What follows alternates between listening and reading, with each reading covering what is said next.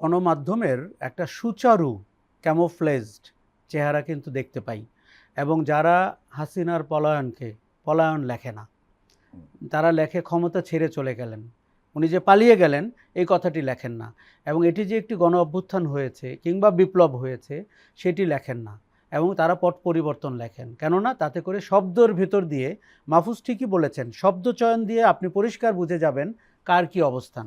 এবং তারা এক ধরনের সুশীল চেহারা করে থাকেন।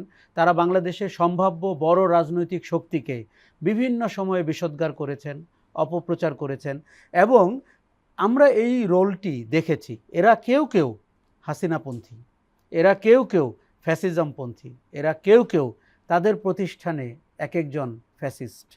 তাদের কোনো কোনো সহকর্মী 16-15 বছরে ফ্যাসিজমের সব সুবিধা নিয়ে প্রতিষ্ঠানগুলোর সাথে কাজ করেছে। কাজেই এদের চেহারাটি আস্তে আস্তে বেরিয়ে আসছে। আপনি গত 9 মাসে খেয়াল করবেন অনেক ধরনের মুখোশ পরিবর্তন হচ্ছে, শব্দ চয়নে পরিবর্তন হচ্ছে। কেউ কেউ ছাত্র নেতাদের বই প্রকাশ করে জায়েজ করতে চাচ্ছেন তাদের গত 16 বছরের যে কুকীর্তিগুলো তৈরি হয়েছে, অথবা শেষ মুহূর্তে দৌড়ে এসে অভ্যুত্থানের সাথে নিজেকে সংযুক্তি করার। আমরা বলছি না আপনি অযৌক্তিকভাবে কোনো রিপোর্ট করুন অথবা মন্তব্য ছাপুন, আপনি যৌক্তিকভাবে ছাপবেন, কারণ আগামীর বাংলাদেশ কি হবে সেটি পরে। গত বাংলাদেশ বা হাসিনার বাংলাদেশ বা ফ্যাসিস্ট বাংলাদেশের চেহারাটি আপনি ছবিটা সুন্দর করে আঁকুন। ওই সময়ে আপনারা অনেকেই অনেক রোলে যেতে পারেননি, এখন কিন্তু সেটি প্রকৃষ্টভাবে আপনার কাছে পরিষ্কার হতে হবে। আমরা তাদের কাউকে কাউকে প্রতিদিন অবস্থান পরিবর্তন করতে দেখছি। মাঠের পরিস্থিতি দেখে, রাজনৈতিক কোন্দল দেখে, তরুণদের জনপ্রিয়তা দেখে কিংবা জনপ্রিয়তাহীনতা দেখে তাদের অবস্থান চেঞ্জ হচ্ছে। এরা কিন্তু ভীষণ ভয়ঙ্কর অংশীদার আমাদের গণতন্ত্রের অবকাঠামো তৈরির। গণমাধ্যম চাইলে একটি দেশকে এগিয়ে নিতে পারে, গণমাধ্যম চাইলে তার রাজনৈতিক শক্তিগুলোকে দুর্বল করে নিজেই একটি শক্তি হিসাবে বাজারে উপস্থিত থাকতে।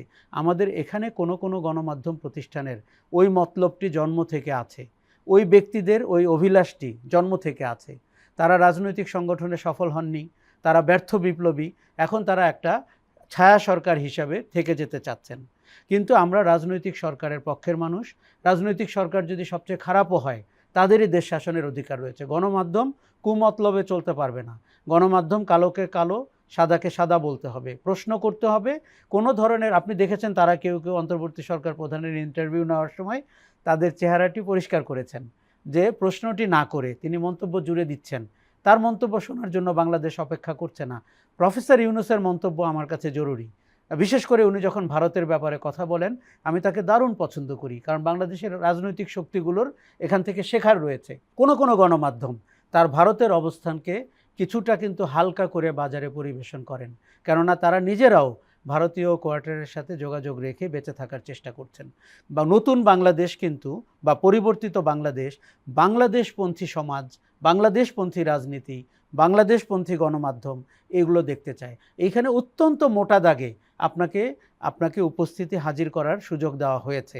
আমার ধারণা যে রাজনৈতিক শক্তির যেরকম বিদায় হয়েছে, পরাজিত হয়েছে, পালিয়ে গেছে বড় একটি রাজনৈতিক শক্তি, গণমাধ্যম, ব্যবসায়ী গ্রুপ এবং সুশীল সমাজ এবং কালচারাল ফ্রন্ট তো বটেই।